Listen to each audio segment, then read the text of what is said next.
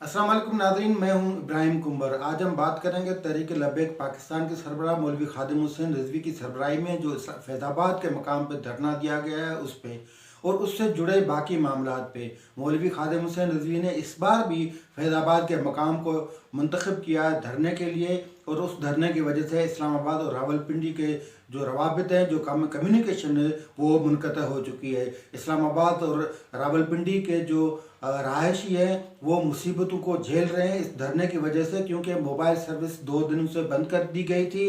2 दिनों से transportation system मफलूज था।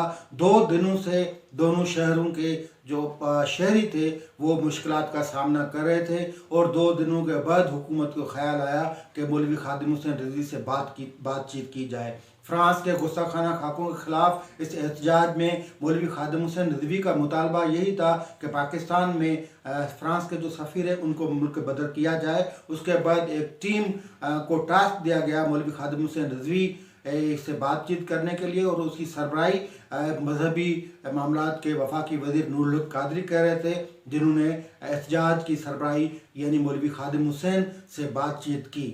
मौलवी खादिम हुसैन इसी मकाम का इंतखाब करते हैं यानी फैज़ाबाद, जो कि इस्लामाबाद और रावलपिंडी का संगम है, और बीच चौराहे पे धरना देकर दोनों शहरों की अमली ज़िंदगी मुकम्मल तौर पे मफलूज कर देते हैं। मौलवी खादिम हुसैन ने 2017 में मुस्लिम लीग नवाज की हुकूमत में जब धरना दिया तो अमली तौर पे दोनों शहरों की जो ज़िंदगी थी वो इसी तरह मफलूज बन गई थी जिस तरह 2 दिनों से इस धरने की वजह से लोग मुसीबतों का शिकार हो चुके थे।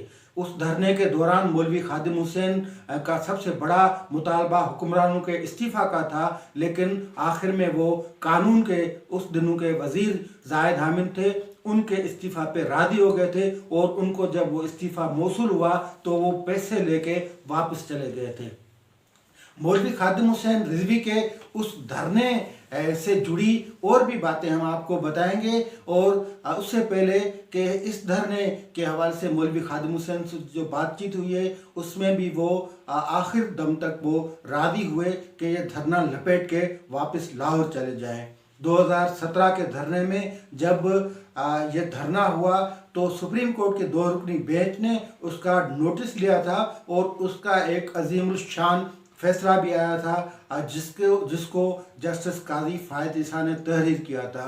ये सुप्रीम कोर्ट का 2 रुकनी बेंच था जिसकी सरबराही जस्टिस बशीर आलम कर रहे थे और उस बेंच में मौजूद थे जस्टिस काजी फायद ईसा। लेकिन उस फैसले पे आने से पहले कई वो सवाल हैं जिनके जवाबात को तलाश किया जाता है कि मौलवी खादिम हुसैन रिजवी आखिर कौन है, कितना बाअसर बंदा है कि जो सैकड़ों बंदे अपने साथ लाके और जहां उसका दिल चाहता है वहां धरना देके बैठ जाता है।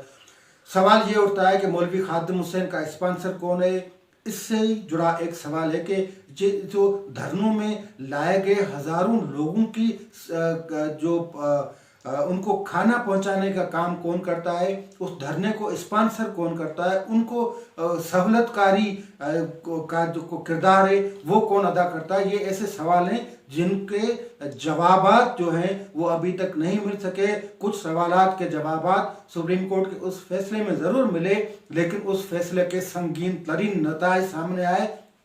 वो नताइज आज भी जस्टिस काजी फायद ईसा जो इस फैसले के राइटर थे वो आज भी भुगत रहे हैं। ये 2017 वाला वही धरना था मौलवी खादिम हुसैन रिजवी का, जिसके बाद सुप्रीम कोर्ट का जब फैसला आया तो उस फैसले के नतीजे में जो असरात मुरतब हुए वो जस्टिस काजी फायद ईसा के लिए अच्छे नहीं थे। उसी फैसले के बाद कुछ नज़रसानी दरख्वास्तें दाखिल हुई सुप्रीम कोर्ट में और आखिर में एक रेफरेंस आ गया जिसकी समाअत 10 रुकनी लार्जर बेंच ने की और जिसमें से 3 मोअज़्ज़िज़ जजों ने इख्तलाफी नोट लिखे, जबकि 7 रुकनी जो बेंच था उन्होंने जस्टिस काजी फायद ईसा के खिलाफ रेफरेंस कलअदम करार दे दिया। जबकि उस मामले को, यानी जस्टिस काजी फायद ईसा के फैमिली के जो जायदाद थी लंदन में, उसके वो मामला FBI को भेज दिया और FBI ने वो रिपोर्ट सुप्रीम जुडिशल काउंसिल में जमा करवा दी है। ये मामला अब भी चल रहे हैं। आज भी जस्टिस काजी फायद ईसा की बेगम साहिबा सुप्रीम कोर्ट में इंसाफ की मुतलाशी नजर आती हैं और वो सुप्रीम कोर्ट में इंसाफ मांगती नजर आती हैं। जब नजरसानी दरख्वास्त की समाअत 6 रुकनी बेंच ने की तो जस्टिस काजी फायद ईसा की बेगम साहिबा अदालत को यह कहते हुए सुनी गई कि मुझे भी इंसाफ दिया जाए, मैं इस केस में फरीक नहीं हूँ, लेकिन मेरा नाम इस केस का जो फैसला है उसमें 180 बार लिया गया है, तो मुझे सुना जाए। और बेंच ने कहा कि आपको बाद में सुना जाएगा। ये धरने के असरात हैं जो अब तक सामने नज़र आ रहे हैं। लेकिन हम यहाँ पे ये कह दें कि जब धरना केस, यानी मौलवी खादिम हुसैन का 2017 वाला धरना जब हुआ था, उसके बाद जो हुक्मनामा सामने आया था उसमें 2 अहम बातें थी, लेकिन उस फैसले पे अमल दरामद नहीं हुआ। सुप्रीम कोर्ट का वो फैसला जिस 2 रुकनी बेंच ने दिया था, जिसमें जस्टिस मशीर आलम और जस्टिस कादी फायद ईसा थे, उस बेंच के फैसले में 2 अहम बातें थीं जो खादिम हुसैन रिजवी के हवाले से थीं।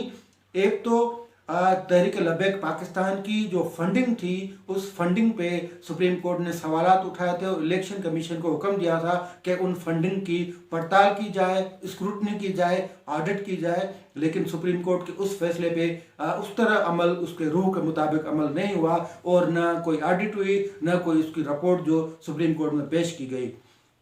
उसी फैसले का दूसरा जो अहम हुक्मनामा था, वो उस धरने में जो अस्करी अफसरान थे, उन्होंने जो बकौल फैसले के जो उन्होंने खिलाफ वर्जी की अपने आइन की, जो उनके खिलाफ कानून के मुताबिक कार्रवाई की जाए, लेकिन डिफेंस मिनिस्ट्री ने उस पर कोई कार्रवाई नहीं की, बल्कि पहले तो उन्होंने नज़रसानी दरख्वास्त दाखिल की जिसमें यह कहा गया कि ये पेराई हटा दिया जाए। वो नज़रसानी दरख्वास्त अब भी सुप्रीम कोर्ट में इल्तवा का शिकार है। वो नज़रसानी नहीं सुनी गई और नज़रसानी सुनने के लिए उस जज का, यानी फैसला लिखने वाले जज की मौजूदगी ज़रूरी है, लेकिन वो नज़रसानी दरख्वास्त आज तक समाज के लिए मुकर्रर नहीं हुई। ये वो असरात थे जो मौलवी खादिम हुसैन रिजवी के धरने के बाद सामने आए और जो अब तक चल रहे हैं। सवाल ये पैदा होता है कि सुप्रीम कोर्ट के इतने बड़े फैसले के बावजूद मौलवी खादिम हुसैन के खिलाफ कोई कार्रवाई नहीं होती। सवाल ये पैदा होता है कि मौलवी खादिम हुसैन आखिर इतना बाअसर क्यों है कि कोई उस पर हाथ नहीं डालता और जब चाहे वो फैज़ाबाद के मकाम पे धरना देके दोनों शहरों की और शहरियों की ज़िंदगी मफलूज कर देता है। ये वो सवाल हैं जिनके जवाब आज तक नहीं मिल सके। आज के लिए इतना ही। देखते रहिए, हमारे चैनल को सब्सक्राइब करिए और बेल आइकन के बटन को क्लिक कीजिए।